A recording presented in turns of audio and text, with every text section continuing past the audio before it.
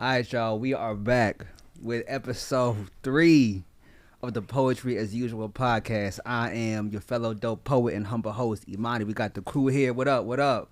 Jerome Heka. Yeah. Lady K. Brittany Barker.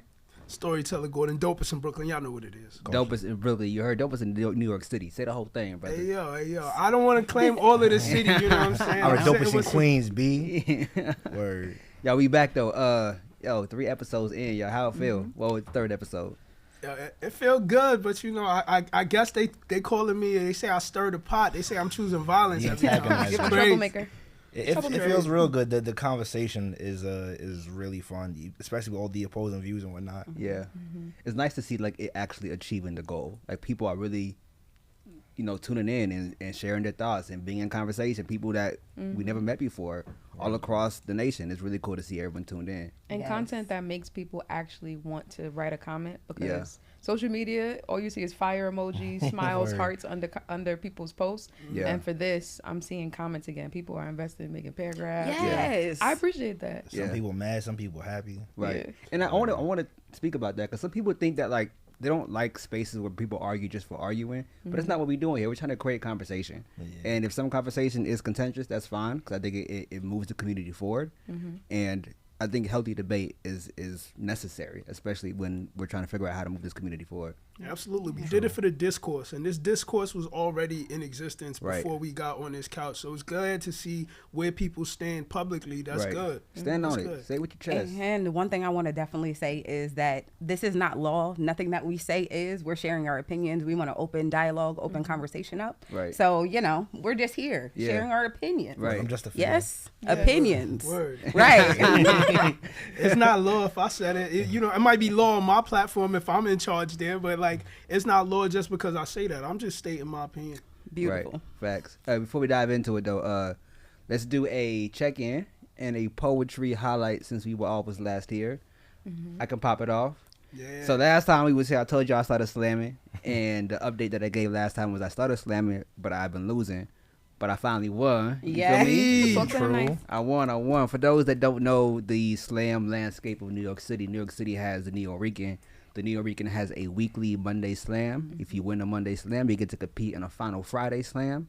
Then if you win a number of those, then you get a chance to compete at the end of the year for the Neo-Rican Grand Slam champion. I don't really know what my aspirations are. I just wanted to slam and see what it was like. But I got my Monday slam. On Friday, I'll be there for Final Friday. My boy King Camillero will be there too, so I get to spar.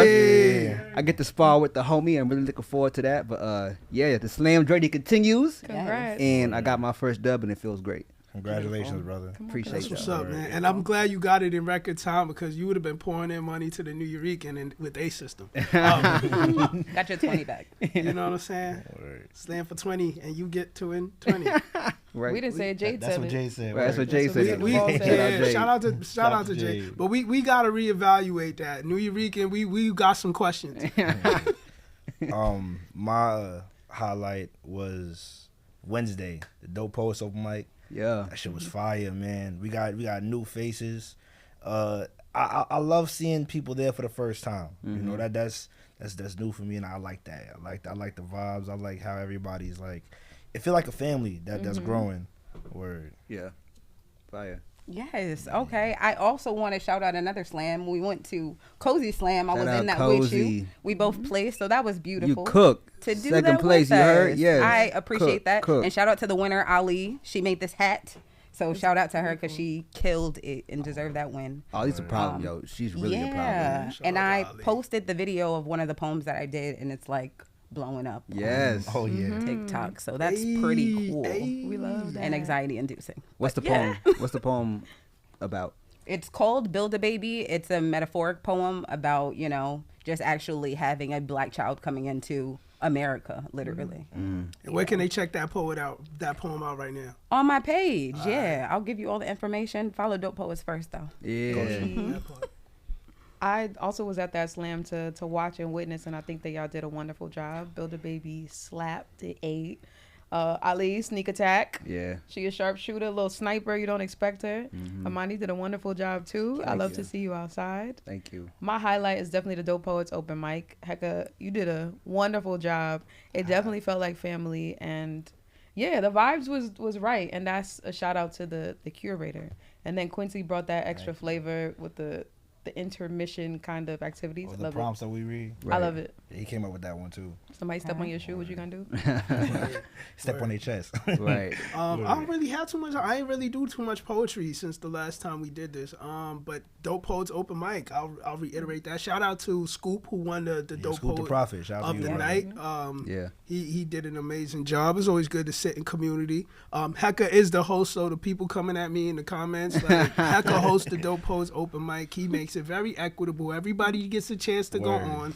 And all of that good stuff. Also, I was recently posted again by Voices in Power for a poem I did when I was out in Atlanta. So if you haven't checked it out, check that out. Fire.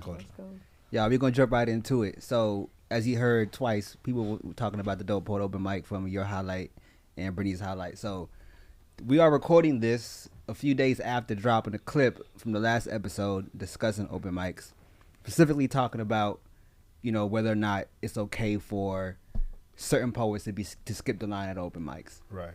And I just want to summarize what I have gathered and arrived at from watching all the discourse. What I realized is that I used to think that open mics had a specific purpose, and it wasn't this thing that had different iterations of it. So for me, the open mic was where, as a poet, you want to go and you want to work on your craft. The open mic is for you, and you should always have a chance as long as you get there early enough. As I've watched the discourse, I've been convinced to believe that there are different purposes for different types of open mics. There are some open mics that focus on the curation and focus on the production, and there's some that focus on the poets. And I don't think it's right to say one is better than the other. My issue is, I don't think that those two types are clearly identifiable.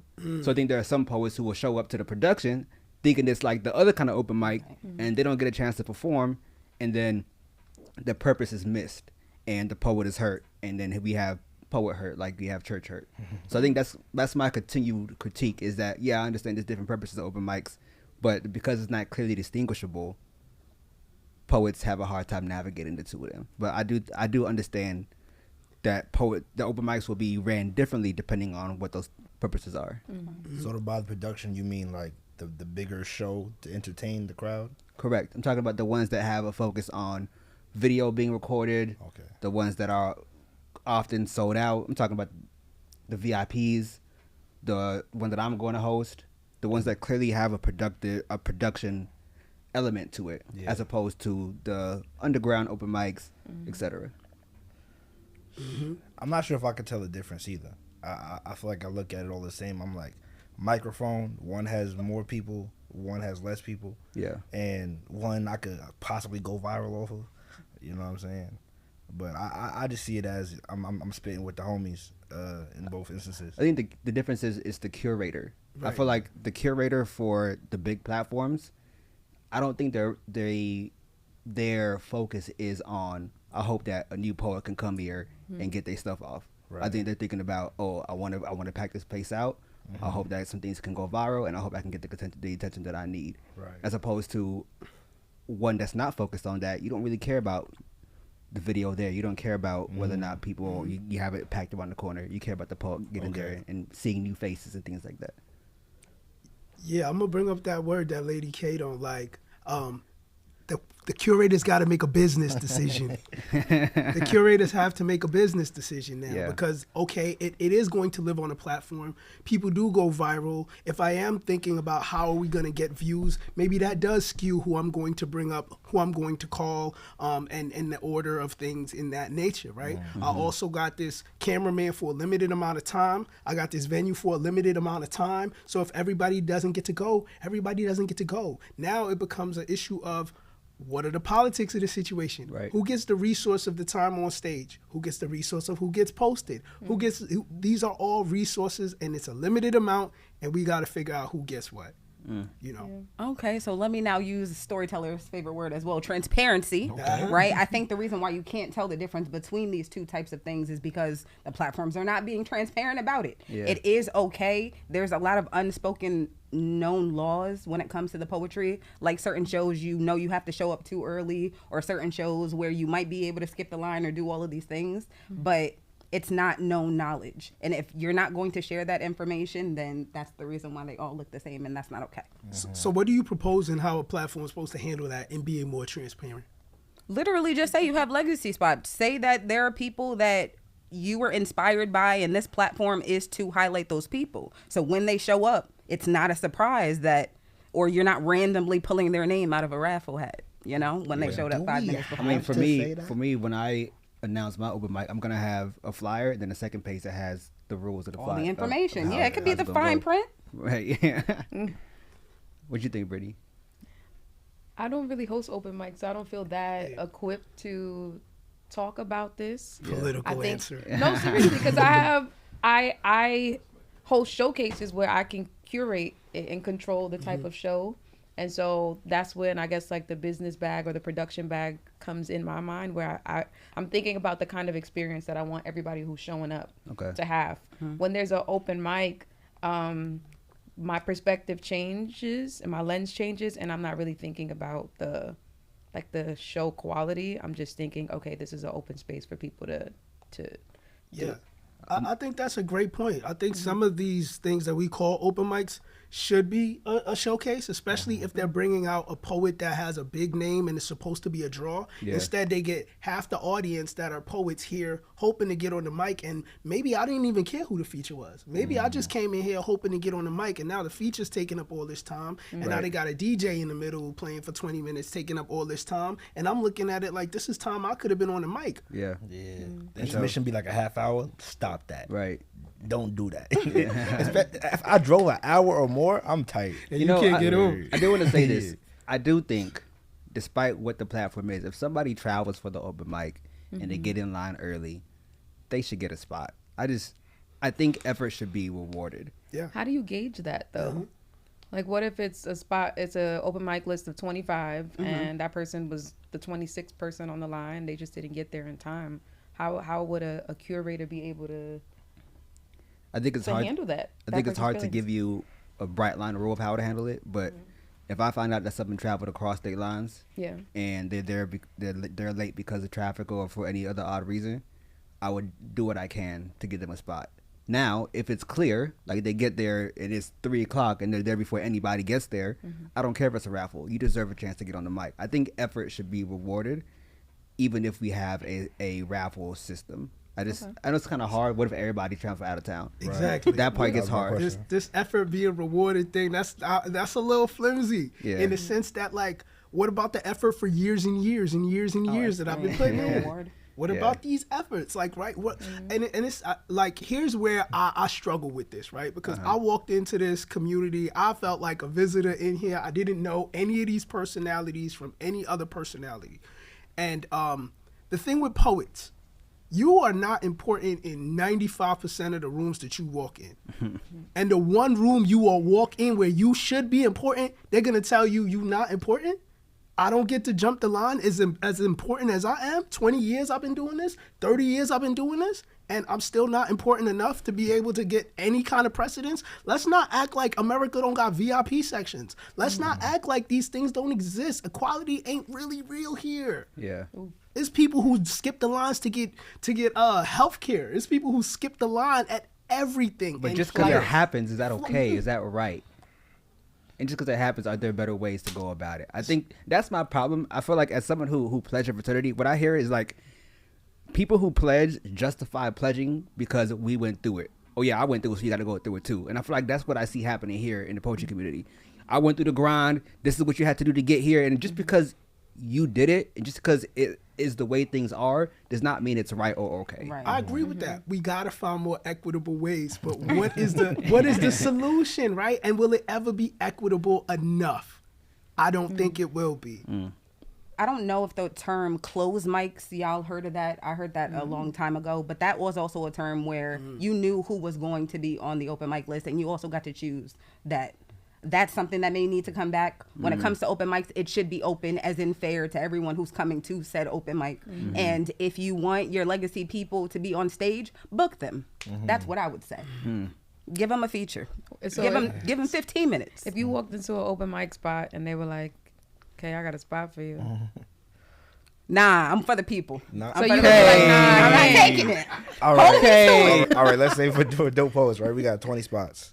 Boom. That's already a lot of people. That's not including the staff. That's not including y'all. Right. And they love to get on the mic. But everybody's still gonna get on. A poet or two might move a spot or two, but if y'all come in and I'm like, oh, y'all a gang, we made this. You could perform. You know what I'm saying? You might be We have a somebody else might be privilege. fine. Exactly. We have a privilege So in there that are regard. privileges, but it's like it's more of a conversation with the raffle style things. Okay. Like with the first come first serve, I think it's more of a fair basis. Yeah. Word. All right. I want to carry on the convo from last week about curations, and I think we would be remiss not to have this exact topic touched on. What do you look for when you're looking for a feature? I'll start with We looking at you I first. thought one of y'all had an answer ready. Prepared. somebody who can move the room, Yes. as I said last time, and who knows how to carry their set in ways that are more than just you sharing poems. I don't think there's anything wrong with a person who comes up and features and they're like, oh, I don't know what to say, so let me just go on to my next poem. However, if I think we could elevate the feature, tell us a story. Think about how the poems are in conversation with each other, and that's something that I would prioritize. I also want to think about the quality of their work. When I see them performing, are they always reading off of their phone? I do think as poets we have the right to read. Sometimes we be having new things, Yes. or it's a lot that we collect in our mind. We're deep feelers and thinkers. Yeah. However, that's something that I pay attention to. Right. And yeah, I think it's all about preparedness. Before you go, me and Brittany were talking about this the other day, how like nowadays you got to ask folks not to read off your phone. And she was like, she remembers back in the day when you didn't have to ask, you know, when you got booked for a feature and you just expected the feature to not have to read. But now the fact that we have to be in conversation about that is kind of interesting to show where the state of poetry is, where if you get somebody as a feature and you don't want them to read off your phone, it's not expected. Yeah, because then I have the question, did you prepare for this? Like, was this important to Right. you? What's the purpose Yeah. of the feature? The purpose of the feature is to showcase you, the best of you. In my mind, maybe there's different purposes of features, but I think the purpose of a feature is to showcase your work. And if you're going to do so, you want to put your best foot forward. And I think your best foot forward encompasses memorizing your work and performing your work to the best of your ability. You can't perform it. Even if you can read well, you're never going to be able to outperform better reading than you would if the poem was in your body. I would though give the poets a little bit of grace, because we be having bad days sometimes. Fair. And also we have new work that we want to test. When I featured as Storytellers, I had a new poem that I really wanted. It was in my journal and I really wanted to share it. It was by my mentor, and it wasn't the most polished. It wasn't my best work, but if it was in conversation with the theme or the story I wanted to tell for that set. That's fair. Yeah, and sometimes that's a very real moment. I think giving an audience a real moment is important. I think it's tough to read like the whole feature, and I've seen that now as well. Like I don't want to judge it. I think that is there's some people that put the emphasis on writing, so you're writing so much, so you never memorizing. Yeah. But I do think that trend kind of needs to we kind of got to get back to memorizing pieces. I know when I first started, I wouldn't even go on stage if it wasn't memorized. I would almost never get caught dead reading from my phone. And nowadays I find myself reading more because I have so much work. But another thing that I look for in a feature is like just your versatility. Yeah. How much new pieces do you have? Everybody's got one really good piece that they've perfected, but how many pieces of yours have I seen you do at a high level and perform very well that I feel like my audience would enjoy? Right. A lot of times at my show, there are a lot of non-poets here. Yeah. So I look for poetry that appeals to a broader audience, not just one that might score well with other poets. You know, slam poetry is always going to hit well with other poets, but sometimes people need to perform well. So just seeing pieces that can move a room or give somebody insight, make somebody active, I think those are just as important as like the very like 10 10 10s in the slam, the pieces that are written for 10s in a slam. Yeah. Even entertainment. Yeah, absolutely. The audience wants to be entertained. I think that's also the difference in what we see in a lot of platform open mics as well, and feature showcases. It's like, it's not going to be judged by a group of people with ears tuned into listening to poetry. It was going to extrapolate every literary device that you use. They are looking for entertainment value and something that they could enjoy and say, you know, I heard this really amazing poem that made me think about something. Right. Even as a fan, I feel like I love seeing people who are have their poems memorized too, because I want to see your personality. Like I want to see how you are on doing your poem, like how you are in conversation with me, type shit. Word. I know you want to share, Kay. No, go ahead, please. I just want to bounce off of this, because poets, we are not saying that you need to be perfect and just to memorize for memory's sake. It's something that happens when the words are no longer in front of you. Like y'all know that feeling when you memorize the piece and all of a sudden like that crutch is gone, and so now you got to confront the audience, and you got to confront yourself and the weight of your own words. There's something magical that happens in that moment, and I challenge more poets to step into that. I be scared sometimes. I'm like, oh shoot. So yes, and the fun you could have with an audience after your piece is memorized too. So when they interrupt, you could have fun with it and then get back to the section. Are you stupid? Heka's really good at that. He is great at Ha-ha that. wordplay. Yes. I just want to say that I am a host for a lot of events, and people do think that I have to do with the background stuff, and sometimes I do not. But for the times that I do have to, I definitely think that when I look for a feature, I look in two ways. I look like albums and mixtapes. I do think there are people who have a lot of good poems that can just do good poems back to back, and those are the poets for poetic crowds, I feel. And then I look for people who are more albums, which means they have a concept. They know how to weave it throughout. They know how to talk and banter and make it a whole set, basically. And those are the people that I would put in any type of room. Those are the people that I would focus and definitely try to prioritize. But that's how I do it, because I'm an album girl. So that's give me good. cohesion, you know? I like that. I asked this question because we're not the arbiter of what someone should be if they're looking to feature, but I think it's helpful for those who want to feature to hear from, you know, for curators what we look for. It can be different things, but I just want to encourage the poets out there that want to feature, that are featuring, just to ask yourself what curators are looking for in a feature. So I want to take that question and send it to Hek. Like, when you look into feature, what are some of the things that you do in preparation for feature? Like as far as like practicing beforehand? Whatever it is. If you look into feature, I got a platform, you want to feature for me. How you go about trying to secure that feature, and how do you prepare for it? I gotta pull up consistently. Like if you having something month to month, week to week, whatever, I gotta pull up and I gotta kill it. And I feel like on the last party, I said, don't be asking. I feel the same way. I feel like if I entertain the crowd, if I entertain the hosts and everybody there, then I'm gonna be in the conversation. If people are leaving talking about, I love what Heka did, or if like I'm on somebody's phone, somebody's video, and it's like just at this space and it makes an impact, then I think I'll be in conversation. And it has proven so throughout time. That's good. So I started a slam series with Brittany called Slam House. Come on. And I want to give a little bit of history behind what made me start that. So when I went with Brittany to WAUPS in Baltimore, I had an issue with like watching so many poets do their thing and get scored low. And like my issue was like, these poets are like using so much great literary devices, and like the audience is not catching what they're doing. And that really had me tight a little bit. But the purpose of slam is to reach your average person, not to reach your literary person.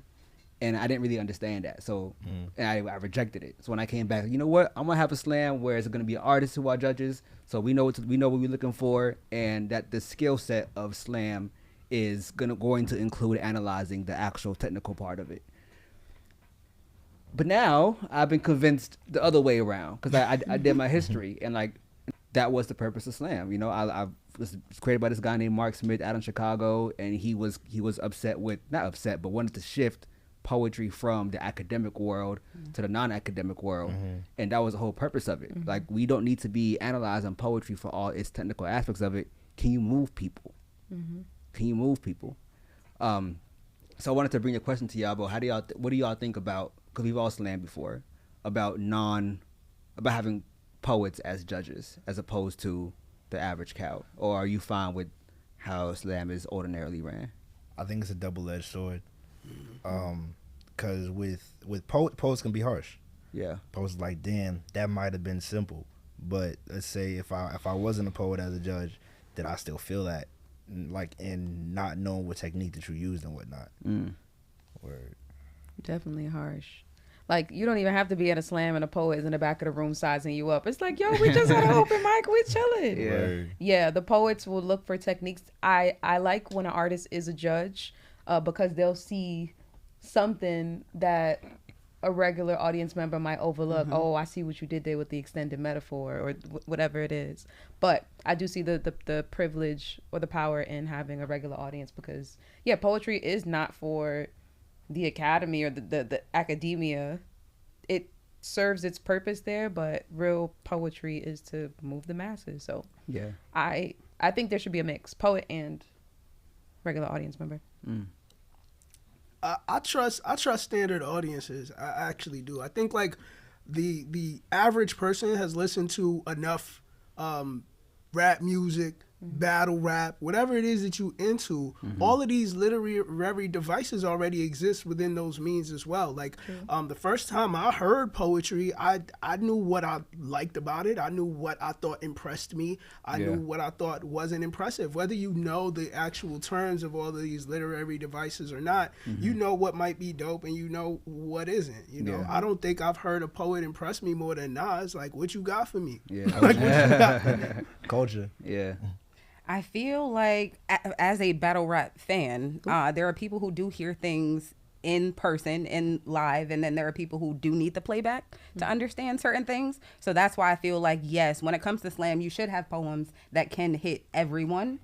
Because the very lyrical, smirical people, sometimes it's very hard to get that across to a regular person. So I get that with a regular audience, but I do think it should be mixed because there are those people who have the technical skills that aren't going to be caught by a regular audience member.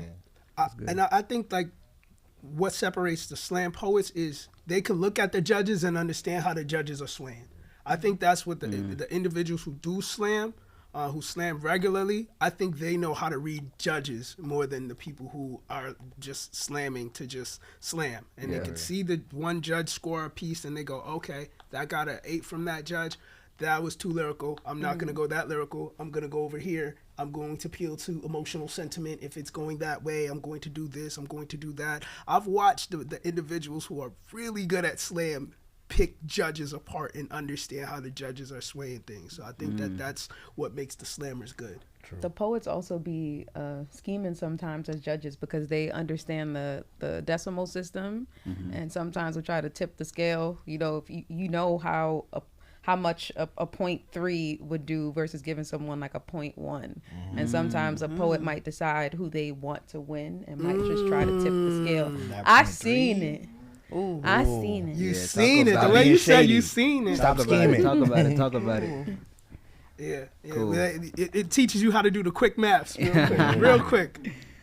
Something that we talked about first episode, and it's kind of connected to it. We were talking about there being a standard or lack of a standard in this art form, and it had me thinking of just this label of poet. And it's something I've been thinking about for a while. And I think the reason why it bothers me so much, because I care about this art form so much, I see the word poet get thrown around so loosely. Like I told some of y'all, I started out in Texas at an open mic, and the open mic that I was at my college was so fun. People came to one, I'll write a poem. And they wrote a poem and they came back and they did it. But like, they're not a poet just because you wrote a poem. So I had me thinking about what makes a poet, right? And it's hard for me to analyze this because if you look up the word poet in the dictionary, it says someone who writes a poem. Right. So if we're gonna be literal, if you write a poem, you're a poet. However, as someone who is in the academic world, let me make an analogy for you. The term racism, right? Racism really just means to be prejudiced based off race. However, if you are an academic of any sorts, people will tell you that no, racism is privilege plus power. Right. But like that's an academic definition. You know what I'm saying? It's not a rooted definition in just language in and of itself. So it had me thinking the term poet also must have its own academic definition. It can't just be someone who writes a poem. Mm-hmm. And it had me thinking, King really broke it down for me really well, because King, he had a feature in DC. Shout out King Camayera. Shout out to King. He in the building. He in the building.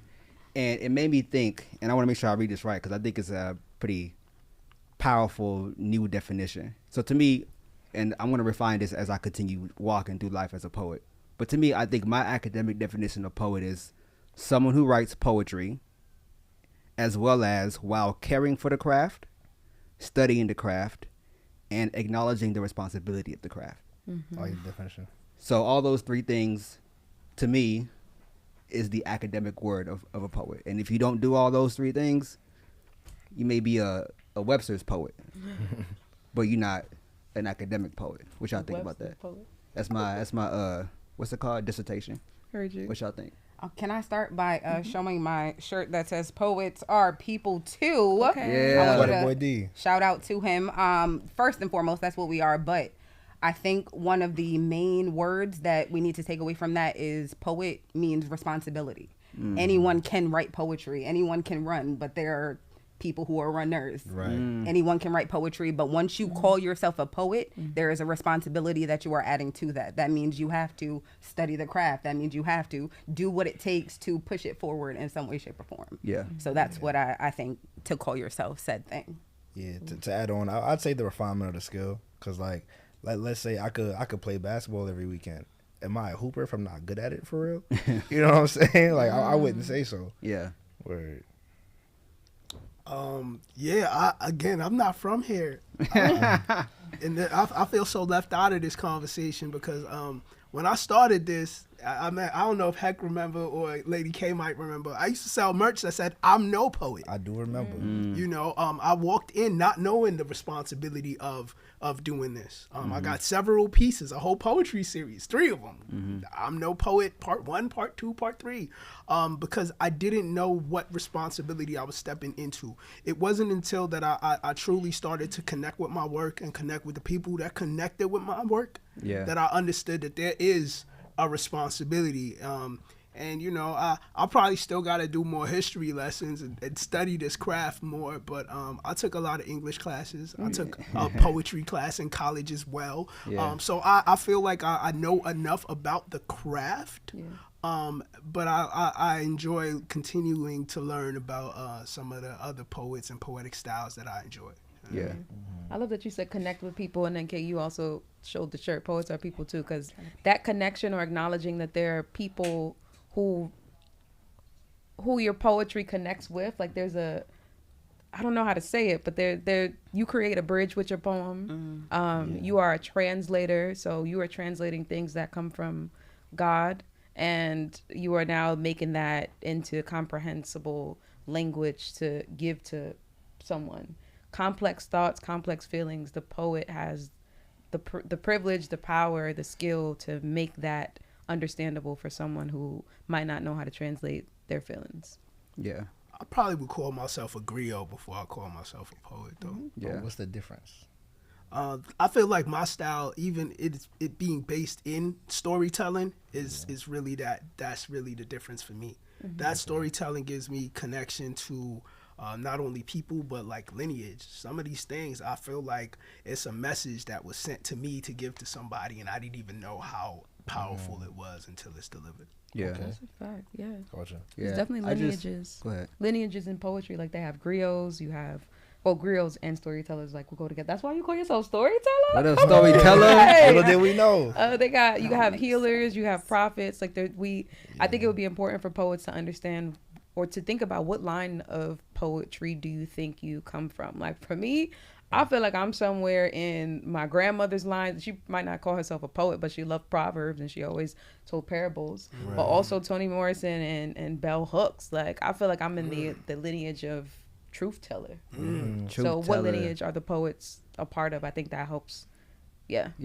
What my point of this conversation is, I want us to bring back the weight of that word poet. If you call yourself a poet, you are attaching yourself to a legacy. Do you know who called themselves poets? Maya, Right. Langston, Claude you know what I'm saying? Like, it has a real word to it. It has a real weight to it. And that's why just doing because history is you important. got your heart broken and you wrote a poem about it, I'm sorry, it's not enough. I don't know. I don't know. I feel like we are these things before we know that there's a word for these things that we are. Like, we exist in this space, and we got to be very careful in terms of, like, literacy is not something that us as black and brown people always had access to by the formal definition of things. So when we want to formally define things, that can take a lot of people out of a category. Yeah. So I think we need to be very careful when we think about classification, but I do believe that the responsibility is something that people need to take a little bit more seriously, because people put a lot at risk every time they go out here and tell their truth. Yeah. Right. Just to make sure my intentions are clear, I'm not trying to gatekeep, but I am trying to safeguard. I think there's a distinction. I think there's a difference, and I think it's important. Sorry. Go ahead. Yeah, no, I was just going to say that I do think that anyone can write poetry. I think anyone can share poetry. I think, again, when you want to call yourself a name and you step into that, you have to want to do better for it. So I also want to say King Quince is in the building, and he's giving me energy to say that if you want to be called a poet, you also have to want to be good. You have to want to get better. You can't just be the same type of person from the day you step on the stage to wherever you're going. Like, actually refine your work. There are poets who don't edit. That's crazy. There are poets who write books and don't read. That's crazy. You need to be trying to work and get better if you want to call yourself said thing. And Yo, clip that. To add to that, that's why it's important to do the history, because it's like, all right, I can start today, right? But I need to see, like, what the greatest look like. I need to see what the skilled people look like. Yeah. I need to see how the art form has changed through the years, through the decades and whatnot. What has been considered good in 1990 versus 1995, 2000, 2005 and shit like that. Yeah. And I feel like I liken it to hip hop in a way, because I'm like, I have a lot of hip hop conversations, debates and shit like that. And y'all know what's up. You know what I mean? But folks would be like, so and so was whack, but didn't listen to the album. So like I'd feel the same way about like somebody giving me an opinion on poetry. Like I feel like I may not trust your opinion on poetry if you don't have enough knowledge of the art form. Word. That's good. I also want to add too, responsible poets think about their territory too, and this goes back to the conversation of going viral. Like, what are you doing with the people who you have at your fingertips? The mind is a very soft, delicate, malleable thing. And are you just talking to talk, or are you actually doing something with the people who are giving you, paying you with their time and their attention, and actually letting your words like hit their soul? Right. Yeah. I do want to pivot, and I'm excited to have this conversation, and I think it's a necessary one. Again, as curators, but also just people who are part of this poetry community. Now, I gotta put the air quotes in there. The quote is crazy. Yo, the t-shirt coming soon, community. I have unfortunately witnessed poets get canceled in the community, and due to allegations of a variety of allegations, whether it's sexual assault, physical assault, emotional abuse. We've all heard stories, seen stories, witnessed stories of somebody being accused to have done harm, and the result of that meaning they have been excommunicated from the community. Right. Now, I know it's different when we may believe that we have seen actual evidence of what this person's done, but it's also different when we haven't seen evidence and all we have is the allegation. I come from the perspective of, I'm a defense attorney, so you're innocent until you're proven guilty, and before you do something as drastic as kicking you out, I need to have some kind of evidence. And I know that's taboo to say in this time. If somebody says some harm happened to them, some people think that should be enough. What y'all think? How, if we all got platforms, if someone came up to you and was like, hey, this person in the community violated this person this kind of way, I think you should never allow this person into your space, and if you do, you are perpetuating the harm that happened to that person. How do you handle it? Or how do you handle it? Or how should this community handle it? I think the first thing that's important is, like, again, I'm not asking for all the details of said allegation, but like, what is the allegation? Because I do believe we live in dangerous times where people can frame things and say things like, and I've heard this, so I'm going to quote this verbatim. Yeah. He's unsafe for the community. Right? And I don't necessarily know what that means. What do you mean by unsafe? Unsafe, what did he do? And I might not need to know the details of things, but rumors can spread about people, and that's also not fair for what might be somebody's livelihood, right? How I would handle it is to address that head on with the person.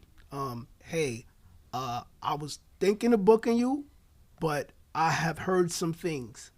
And if that person wants to tell me, that person can choose to tell me, and maybe I can discern whether that aligns with what I'm trying to do or does not. And if that person does not want to get into the details of things, then you've left me no choice, because I still stand for something. Like who I am in my community outside of poetry, I'm still him. And I stand for a lot of things in my community, so I can't necessarily, and I don't mean community like I mean like community like who I actually am. So I would have to have that conversation with said individual. If they want to shine some light on it, at least I could use my discretion. When I'm approached with, hey, you booked this person and I heard he's unsafe. Well, what did you hear? Because I actually spoke to the individual about it, and they gave me these details on the matter. And I think it can be very unfair to people, because I'll be honest, there's a lot of weirdos in this community. There's a lot of weirdos in this community. And they'll take somebody who is talented and made somebody feel a kind of way. I don't know if you're threatened by this person's skill level. I don't know what it is. You'll say this person is unsafe. Meanwhile, there's a weirdo doing weird things, making a lot of people uncomfortable, and nobody's going to say anything about that based on who he is and who he's friends with. So we got to be mindful about that. Yeah. I think every community has a grapevine, and how healthy that grapevine determines how information is passed and what kind of information is passed. I know historically there's some eras in the poetry community where that grapevine has been a game of telephone, where all of a sudden the story changes according to whose mouth it comes out of. So I think it's tricky, and we need to have a little bit more evidence. I am all for believing a person who says that they have been a victim of some kind of abuse. If you need people to rally behind you, though, we need more to stand on. So the goal is not to re-traumatize you, but the goal is to get more information so that we could move along in this process ethically. I believe in redemption. I don't know if I'll always be perfect with it, because it's much harder, easier said than done. However, yeah, like there's room for atonement. So I would want to ask the person who has been a victim, well, what does atonement look like? I don't necessarily know if it's excommunicating someone forever, unless they don't deserve to be, amongst the people and they have been like a repeat offender. Are you willing to be more nuanced in your expectations of how that person can redeem themselves? Is my question. Yeah, and I do feel that. I just also feel like, again, when people call themselves poets, that's a responsibility. When people call themselves curators, that also now puts you in that space of being responsible for everyone that comes into your space. And there are some people who feel a type of way or have had issues when it comes to a certain space, and they'll just leave and never come back, versus actually even speaking on it because of the fear of them not being listened to or believed or anything like that. So I think that's where we need to start. Again, there are so many different platforms and spaces, but you have to be ready to handle all of these type of situations when it comes to, because you're dealing with human beings that go through a lot of things, and a lot of weirdos, the good, me, and bad comments. Yeah, I feel the same way as y'all. I think clarity is important, and especially how, like, said the accused person moves. Are they moving guilty? You know what I'm saying? Like, I done seen people be accused of something and vanish. Seems very guilty to me. You know what I'm saying? Like, you must not have wanted to be here. You must not have felt like you speaking up about your situation would have bared any positive fruit. And I think that's very telling. But we have a responsibility to our people. You know what I mean? Historically, I might have handled that aggressively in the past. You know what I'm saying? But, yeah, I say do away with them. Kick them out. if they tripping. Word. Yeah, I feel like this convo had like 2 layers of it. It was like, 1, how do we handle allegations, and then 2, what do we do if the allegations are true? Yeah. How do y'all feel about there being like a poetry council of like there's a selected group of poets that are trusted curators? Maybe the community had voted for 5 people, and I think King may have suggested something like this. And let's say someone alleges that they've been harmed, and what do you think about them bringing it to the council? The council convenes and has some kind of due process where they say, "Oh, thank you for bringing it to us. We will investigate. We'll reach out to the person who's been accused. Hey, this is what they said about you. Can you shed light on the situation?" And then we take that information and we determine what we think is true, what we think is not true, and then what we think is inappropriate. All right, for our spaces at the very least, we think you did some harm. So when it comes to our spaces for a certain period of time, you're not going to be allowed. You're not going to be welcome at our spaces. Oof. Or, yeah, what do you think about something like that, or some iteration or version of that? I think that would be beautiful. Like, I think that would help in a lot of situations. I also just think that allegations and gossip just itself runs so quickly around that depending on who's a part of that and how long that takes and all of that, the person could, their reputation is already tarnished by the time someone might be able to handle it. But I think actually getting it handled, it might be better closed doors than public opinion, because that's what we do. Yeah. And how do we enforce that? What if like person doesn't care? We can enforce it at our spaces. Like, you're not welcome. If someone comes to a space that you say you're not welcome at, all right, you're not gonna get on the space, and they're gonna feel that they're not welcome there. Right. Now they can go to spaces where we're not there, and then maybe people who don't know about it will know about it. But whoever's part of that council will be in agreement. All right, for the next year, the next 6 months, this person can't come to our space. I think that's a good idea. Yeah, he's making a face. I don't know. Yeah, because like I don't know, like that's also how like stories get told, right? And if a few powerful people in a community believe something about me, without really investigating it, they can ostracize me from that same community, right? So when you say this group of trusted people, that's the same group of people who are in power that can create gossip over somebody too. Like I just don't know how that works. I don't know who's electing these trusted individuals. And then we're also all grown, right? I feel like, you're an adult. I've navigated other areas of my life without people having to police that, right? But like I agree with some sentiment of it, because there is no HR here. There's no HR department for you to go to. But there's probably a local police department. There are other things. So it depends on what wrong or harm was done. I'm not sure how people should go about policing that. But I understand also the discomfort it must feel for you to be in the room with somebody who did you wrong. But also a lot of times people get into a lot of interpersonal relationships in these communities, and then it's this person's story versus that person's story, and that's hard to put somebody else in the middle of it, because there's a tendency to vilify one person, one gender, one sex, one race, and the other person will be victim. So I don't know. That might go beyond me. So let's lighten up the mood a little bit. One of my highlights of this so far has been everyone engaging with the comments. Right. It's been really cool to see people who Lemon Anderson, shout out Lemon Anderson for tuning in, and people who are just really tuning in. So let's talk about any reactions or any particular takes anybody wants to elaborate on, expound on, or highlight. We did talk about this earlier about like Bowery. You give 20, you win 20. Yeah. I forgot who said it in the comment, but it was like, nah, slam is just for money and this and that. But I'm like, that specifically, I feel like you ain't really gaining much with bragging rights outside of like competing in the final Friday, like at the end of the month or beginning end of the year and whatnot. But I'm like, I think some of it is a love of the game. A lot of it I think is a love of the game. And folks is like, nah, it's just a judging space. I hate this. I didn't perform for 10 years. I saw that. I felt bad. Like someone slammed once and they said We left poetry for 10 and years. I'm sorry. That is, it's a tough thing to navigate. Yeah. You know, dealing with, like, you know, it's rejection, judgment, whatever word we can put for that. But word, yeah. Any reaction from y'all? I know you've been active. This man Gordon been everybody.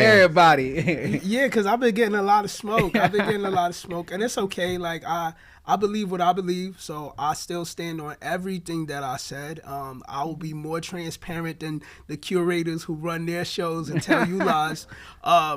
That's cool. I don't know. I want to focus on the positive comments. Okay. I want to focus on the positive comments because that resonates with me more. Shout out to Red Lion. He sent me a clip of when he said the dope poets in New York, you gotta tap in with the dope poets. So big shout out to Red Lion. Big shout out to Soulful Poetry. And shout out to Fanta. Those are some individuals I wanted to highlight because they really been tapping in, and I just wanted to show some love, man. I think Fanta is the only one that actually left a review on the Apple Podcast platform. Like, shout out Fanta. Come on, Fanta. Shout out Fanta. We got to shout out Virgo too, because she's like the first commenter on almost everything that we have. Right. On YouTube too. On Virgo been tapping on YouTube. YouTube. Yeah. Shout out to individuals shouting out on YouTube. And she also won Dope Poet of the Night in February. Yeah. This is one poet. I hope I'm not gonna get his name wrong. I think it's like MVP the poet. He's on one of the comments on YouTube, and like he watches the episode, and then he will like leave his opinion on every topic that we touched on. Wow! And it's just really cool to see him. Like, he's not only watching, but he's really engaging. He's like, y'all, you might say this, you might not, but here's what I thought, and y'all thank y'all for the platform. So. Yeah, this is really cool. There's a few people who DM'd me their responses that raffles are real. I just want y'all to know. People said they've been to Charm City and VIP and those raffles are real. Yeah. So that's what I heard. And also, just DMing me to tell me that they love the pod. And I'm like, comment on the video. Yeah. Yeah. But I appreciate it, Yeah. It's cool to see how wide poetry is. Like, there's so many people who are like, I'm a curator. I have my own open mics. And it's like in places that you might not even know open mics existed. And it's a nice wake up call of like, yo, poetry. I mean, people in New York think New York is the end all be all, but it's nice to see that there's these places where poetry is alive and well and being held by people who care about this. Yeah, there's definitely some amazing scenes out there, and I'm glad that they tapping in as well. Because we want to represent more than New York on this pod as we talk these things. We're all centered here, but we know that if it's happening here, it's probably also happening in your city. So we'd like to hear y'all opinions as to what's going on in y'all cities as well, and in y'all countries. If you tapping in from UK or something like that, let us know what's going on. Book me a flight. Another thing I appreciate too is that the singers, the rappers, comedians, they relate to this too. They're commenting too. They're like, I'm gonna do my old song if I feel like it. Like, do your old song, but I like that they're engaging too and they relate to it. For those of you who have asked about being a guest, we will have some procedures and thoughts about how to get involved in any kind of way with the podcast. So stay tuned, y'all. It's literally our third day out here, so give us some time, some space to figure this out. But we are gonna try to figure out a way to bring in people to come and share who they are, share their gift, and share their time. Yeah, I think the first thing you should do is subscribe. Please. The way that we would sustain a conversation like this is to have you show your investment in that way. Yes. So please don't just comment, don't just watch. Please don't be lurking. Like you see it, you watching the whole clip, but you don't want to tap like come on. You don't want to subscribe? That's crazy. How you want to be a guest and you not even subscribed? That's crazy. Right. That's interesting. Crazy. All right, we about to wrap it up. Y'all know me with the Sanctuary. One of my goals is reaching out to poets who aren't on the scene no more and giving them their flowers. For those of you who went to Brittany Barker's one woman show, she had this phrase. Brittany, tell us what the phrase is. Tell us what inspired this phrase, and intro this particular segment that we're going to be having moving forward.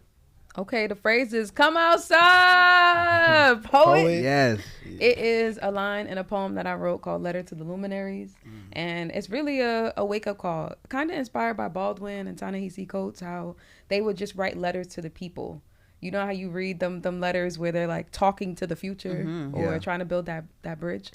That inspired it. So Come Outside Poet is a call for us to, I mean, if you're outside already, it's a call for us to put the hat on of responsibility, as we were talking about earlier, and do something with your poetry, because it's necessary. And a lot of people are talking, but is the talk edifying, and is it moving the people forward?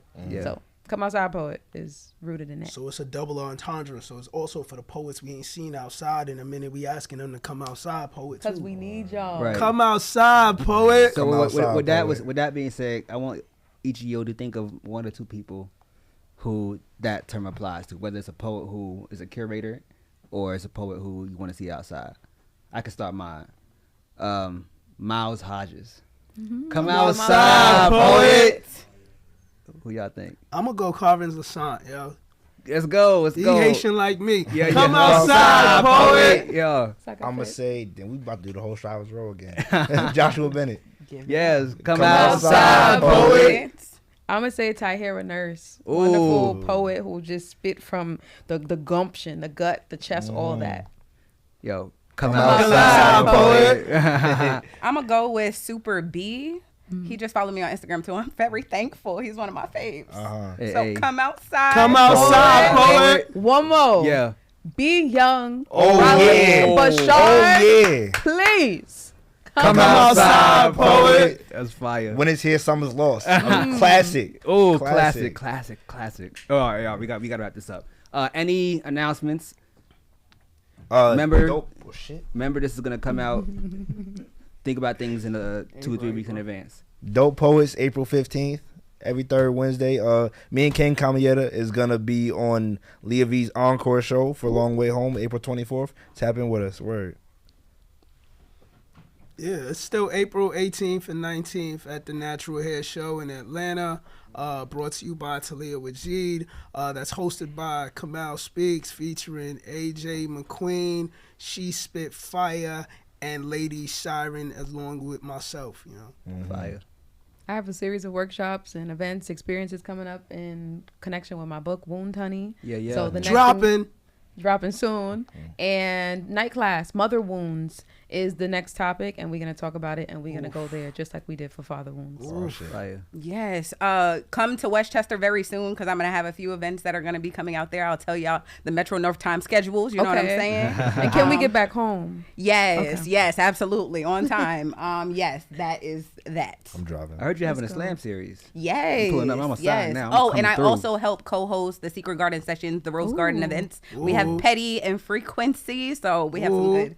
Those are ladies. That's a great selection. I know Imani got to go, but I'm going to go one more time before Imani. I also dropped my book. My book been out, so get a copy of that. Don't speak for me. It's in stores. It's on Amazon. It's wherever you want to find me at. And it's in my DM, so shoot me a DM if you're interested in that. And I bought my little Poet of the Year award.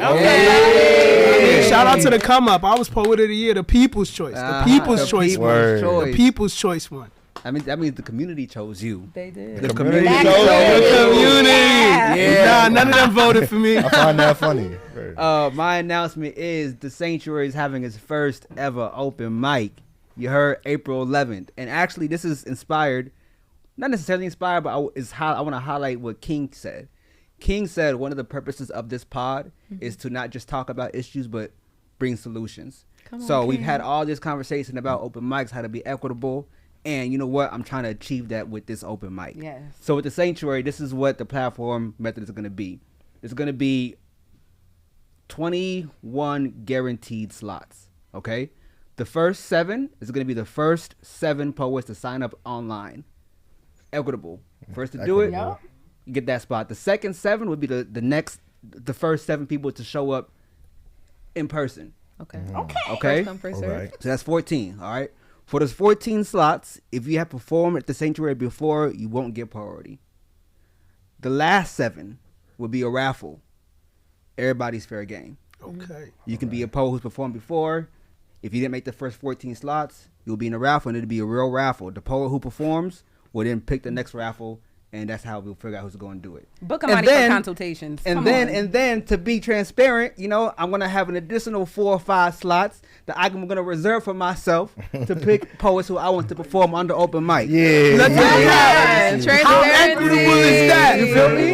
Transparency. You know, call me the diplomat. All right, I'll make sure everybody get happy, everybody eats. Okay, let's do it. So April 11th at the Legacy Club, flyer dropping soon. Flyer will be dropping Sunday right after the Sanctuary on Saturday. Pull up. You mentioned this, but there are so many platforms that come to New York and people be getting in line for, but we don't be showing up for ourselves like that. That's a whole nother topic. You know what I'm saying? So I want to call the city out. Yeah, y'all pull up. You know, pop out. give New York City the same love that you give these other platforms that ain't from here. Please do. You want a video? I got you. We're gonna have a video. All right, you want vibes? We got vibes too. You want good poetry? We got good poetry too. And you know what? For the poster coming through, please bring your best work. All right. Open mics can be places to elevate poetry as well. It don't just gotta be showcases. It don't just gotta be the slams. So if you're gonna come to the Sanctuary open mic, get 'em, I'm asking you to bring your best work, put your best foot forward. It ain't gotta be memorized, but memorized is encouraged. So please bring your best work. I'd appreciate that. Any last words? Follow the Sanctuary on YouTube. Follow the Dope Poets on YouTube. Follow Storyteller Gordon on YouTube. And the rest of us. And Lady K on YouTube. Hey, and with that said, we've come to the end of the 3rd episode of the Poetry as Usual podcast. We are your humble dope poets. Thank you for tuning in, and stay tuned in for the next episode. Stay dope. Stay dope. You heard? We outside.